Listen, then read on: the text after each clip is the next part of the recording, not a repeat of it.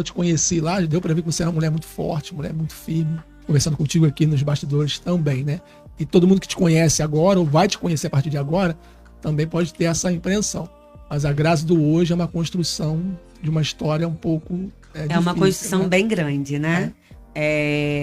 Eu falo que, assim, eu venho de uma...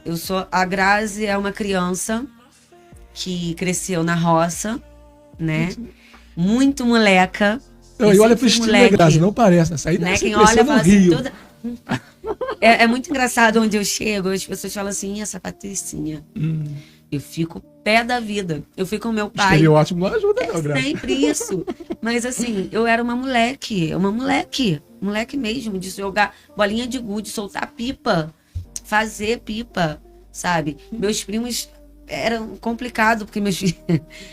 Eu e éramos de menina, eu, minha prima e uma amiga minha, que também chamo de prima, crescemos juntas e éramos só as 3 meninas e batíamos nos meninos todos. E eu sempre fui miúda, sempre pequenininha, mas não tinha essa não. E era moleque de andar descalço, sempre tive meu lado feminino.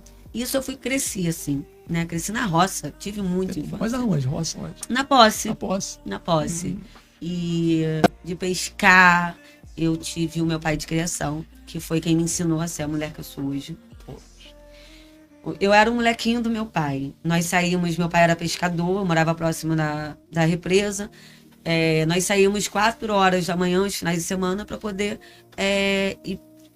desarmar as redes, pegar os peixes, limpar, para ele vir vender, que ele vendia peixe na rede, na feira. Então eu era o molequinho dele, sabe?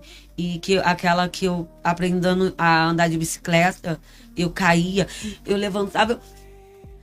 Opa, para. Engole o choro. Meu pai. Levanta, balança e cultura, vai. Né? Aí, e ele sempre falou muito comigo. Tá doendo muito? Chora. Vou marcar 10 minutos. Você tem 10 minutos para chorar. Quando passar esses 10 minutos, você parou. Porque você não pode ficar remoendo o que passou. Isso já é passado. Então, você vai limpar, levanta e vai... Tenta de novo. Porque se você não continuar tentando, você não vai conseguir. Você não vai chegar a lugar nenhum. Então eu cresci com isso. E foi o que eu passei para os meus filhos. Cresci assim. Vim de um momento muito difícil na minha adolescência, que foi onde minha mãe veio a ser alcoólatra. Então a minha adolescência foi bem complicada, bem conturbada, né? E aí a maioria das pessoas não conhece essa parte. E aí era difícil para mim, porque eu trabalhava, estudava, chegava em casa tarde, muitas das vezes tinha que buscar minha mãe no bar. Hoje, como eu falei, eu vou estar contando uma Grazi que quase ninguém conhece. São poucas as pessoas que conhecem. Para eles entenderem um pouquinho quem realmente eu sou. Como que eu cheguei a ser hoje a Grazi Colibri. Tá? Chegava em casa e assim foi por um bom tempo, até onde eu engravidei do meu primeiro filho. Eu não saía de perto da minha mãe, porque ela já tinha esse problema com o alcoolismo, só éramos eu e ela. Você é filha única, gente? Não, eu tenho meu irmão. Parte de pai eu tenho vários irmãos. Mas parte de mãe somos eu e meu irmão. Entendi. Só que meu irmão quase não ficava em casa, né? E aí... essa fase aí de adolescência, né? Meu irmão é 5 anos mais velho que eu, então já sabe como né? Ele ficava mais aqui na casa do meu mais tio. Lá, né? Ninguém queria ficar do lado de lá. Não, ele principalmente, homem, né? E aí, aí quando eu engravidei, minha mãe foi o meu filho mais velho, o Antônio Gabriel. O Anthony, ele veio para mudar a vida de muitas pessoas. Ele veio para fazer um renovo na vida de muitas pessoas. E assim ele fez. A minha mãe virou outra pessoa. O nascimento dele? Com o nascimento dele. Com o nascimento dele. Meu irmão voltou para casa, ele ficava... Meu irmão tinha uma coisa com ele que era assim, meu filho, sabe? E ficava mais em casa do que na casa do meu... Ele veio realmente para mudar a vida de muitas pessoas, a avó dele, do pai, enfim. Ele foi um anjo em nossas vidas. E ali, porque eu sempre falei que com 18 anos eu seria mãe. Ah, é? Já tinha? Tinha isso pra mim. Se você fala, nossa, foi mãe cedo. Eu queria. Porque meu sonho sempre foi então ser mãe. interessante. Porque eu queria passar para as pessoas que eu queria passar pro meu filho o que eu não tive. Porque nesse período da minha adolescência, pra mim foi muito difícil. Já é uma fase difícil, né? A gente superar o E quem cuidava de mim era o meu agravante. padrasto, meu pai de criação. Que eu perdi, que fez 3 anos agora também. Que foi meu herói. E ele era, assim, não desfazendo do meu pai hoje, mas foi ele quem teve mais esse convívio, quem cuidou e sabia do que eu vivia ali. Então, enfim, já foi uma fase difícil. E aí minha mãe teve esse renovo e tal, até que eu engravidei do Vitor. E aí, com 2 filhos, eu falei, não, aí eu preciso ter a minha casa. E aí foi onde meu irmão já estava em casa. E aí eu peguei, minha mãe continuou bebendo um pouquinho, mas não era como era antes. E aí eu fui pra minha casa. E eu fui 10 anos casada. 10 anos. 10 anos casada. Casou com 18? Com 18. Com 19. 19. O Vitor nasceu com 21. Eu fui grávida, 20 anos eu casei. Mas assim, a gente morava mais junto. Ele ficava mais lá em casa. Nesse período ainda foi bem conturbado, questão da minha mãe, mas eu não saía de perto dela. E ali eu queria a minha casinha. E aí a gente foi morar juntos. Na verdade, juntado com fé, casado né? Mas depois nós éramos da igreja evangélica, né? Ficamos bastante tempo. Eu lutei muito pelo meu casamento, foram 5 anos. Nos casamos na igreja evangélica ali.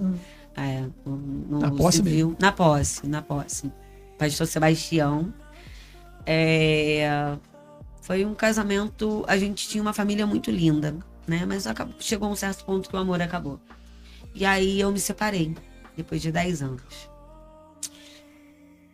Meu filho mais velho ia fazer 9, tava com 8, mais novo tava com 6. Enfim, eu sozinha, mãe solo. E aí, o que a gente eu tá faço? falando de mais de uma década atrás, né? E no momento em que eu me separei, meu ex-marido, ele não aceitava a separação. Foi muito difícil para todo mundo. Ele tinha perdido a mãe dele também, então ele estava num momento conturbado da vida. E ele foi embora. E ali eu estava literalmente sozinha com os meus 2 filhos. O que eu faço? E eu estava morando lá embaixo, eu morava em Mauá, lá em Magé. Eu pagava aluguel. Saiu da posse e foi para lá. Sim. Justamente por causa da separação na época, enfim. E aí, agora? Sozinha com os 2. Não tem jeito, eu não posso ficar pensando o que eu vou fazer. Sim, tem que agir. No início, foi um momento bem difícil. Eu trabalhava nas escolas, né? Continuei com os meus projetos. Não parei de dar aula, dava aula em 3 escolas. Projeto que você diz o quê? Da capoeira. Já era capoeirista? Não, eu já dava aula desde o meu filho, do Anthony, com 2 anos. O Vitor, bem pequenininho, eu já dava aula. Ele no colo ainda, eu já dava aula, já tinha meus alunos. E aí, eu morando lá, eu dava aula em 3 escolas, eu dava aula no CRAS, né, para as crianças. Eu tinha um trabalho com a terceira idade também, com mulheres. Eu tinha para mais de 20 mulheres treinando. Era muito, muito legal mesmo, sabe? Nós participamos, somos escoteiros, por assim, não fui. Uma vez escoteiro, sempre escoteiro. Eu era devido ao meu filho, então eles tiveram infância. Devo muito ao escotismo. Eu acho que eu vi umas fotos no Insta, né? Sim. Devo muito ao escotismo, porque eles me ajudaram muito, porque foi um momento que a gente passou uma dificuldade muito grande, né? Dificuldade financeira. Tinha dias, as pessoas eu acho que vão até meio que se assustar com isso. Tinha dias, não é orgulho, sabe, Marcelo? Mas é questão de honra. Porque a partir do momento que eu tive meu filho, eu falava com a minha mãe assim, a responsabilidade é minha, de educar, de cuidar, de criar. Então, assim, eu não podia ficar, ai mãe, pelo amor de Deus, não. Eu tinha que manter. E aí, às vezes, eu tinha 15 centavos para comprar um pão. Meu filho ia lá, comprava um pão, eu dividia no meio, eles comiam aquele pão. Mãe, mas já comi. Já comi. Não tinha comido. Botava eles pro colégio, ia pro colégio para poder tomar meu café no colégio, para almoçar no colégio. E assim, foi muito difícil, muito. Foi um momento que, assim, bem complicado, bem conturbado. E eu não abaixei. E é onde eu usava essa técnica do meu pai. Eu lembrava muito do meu pai. Muitas das vezes, botava meus filhos para dormir, eu olhava para eles, tenho 10 minutos para dormir, para chorar. Chorava, com o joelho no chão, chorava. Acabou. Agora chega. Agora eu vou dormir, porque amanhã eu tenho que dar aula. E aí eu ia fazer cabelo, eu fazia a unha. Isso vale pra tudo na vida, né? Pra tudo. É um tempo pra tudo, né? Esse tempo de chorar, chora e depois... Eu falo isso com os meus filhos, eu faço isso com meus alunos, sabe? E aí eu saía dos colégios, aí eu tinha minhas turmas, que eu era explicadora. Eu dava aula de reforço, né? Para as crianças próximas, até o 9º ano. Gente, sobrava tempo pra isso tudo. Eu tinha que ter tempo, eu tinha que ter dinheiro para pagar as contas. Aí eu fazia unha, ficava às vezes até meia-noite fazendo unha, fazia cabelo, sabe? E meu filho mais velho, ele fala assim, minha mãe, ela é igual Bombril, cara, porque ela já trabalhou de tudo e o que você falar pra ela vai fazer. E eu fazia, sabe? Eu tinha que, não podia deixar faltar. E aí já não faltava mais, graças a Deus, sabe? E ali, meus filhos